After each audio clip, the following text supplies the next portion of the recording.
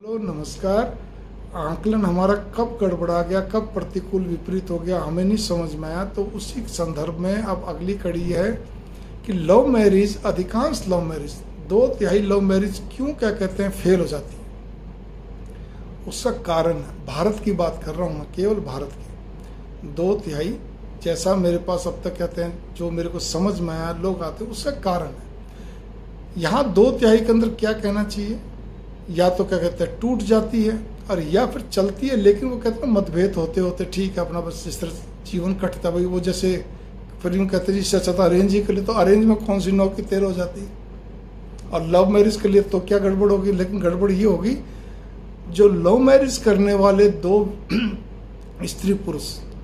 उन्होंने दोस्ती तो होती है ना, दोस्ती में आपने कर लिया, लेकिन वहाँ पे एक, और वो एक भूल चूक कहिए, चूक कहिए, गड़बड़ी कहिए, वो क्या हो गई कि हम उसके, क्योंकि दोनों एक दूसरे के नेगेटिव पॉजिटिव विचारों को अच्छी तरह समझ गए,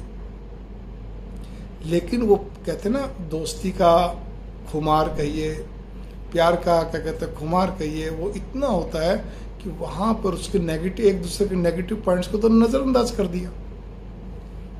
कोई खास बात नहीं, शादी का हम इतना एक दूसरे को चाहते हैं, इतना प्यार करते हैं, एक दूसरे के लिए नौछावर हैं, तो शादी के बाद क्या दिक्कत है। अरे भाई बस यहीं तो गड़बड़ हो गई।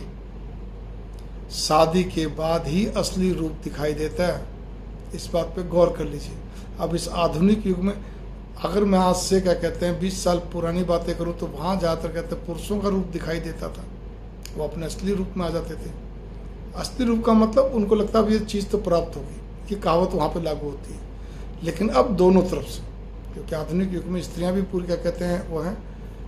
समझदार हैं, बढ़ चढ़ कर हैं, सारी चीज़ें, मतलब कहने का तो अब बाद में क्या होता है असली रूप तब समझ में आता है। अरे अरे ये तो बहुत बड़ी गड़बड़ हो गई,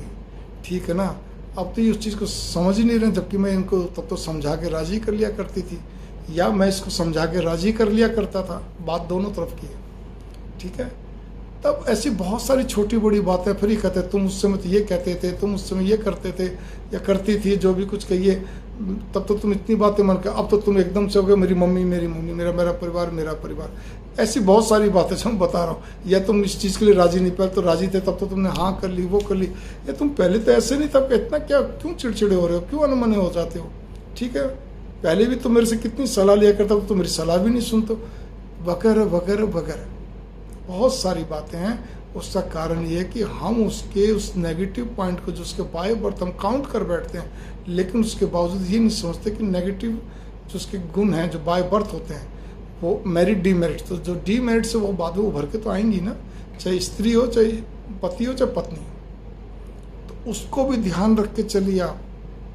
यहाँ पे मैं एक उदाहरण छोटा दे दूँ, यदि कोई क्या कहते हैं आपका फियांसी बोलिए, आपका जो होने वाला पति बोली, जिससे आप शादी करना चाहती हैं, आपका आपस में दोस्ती काफ़ी है,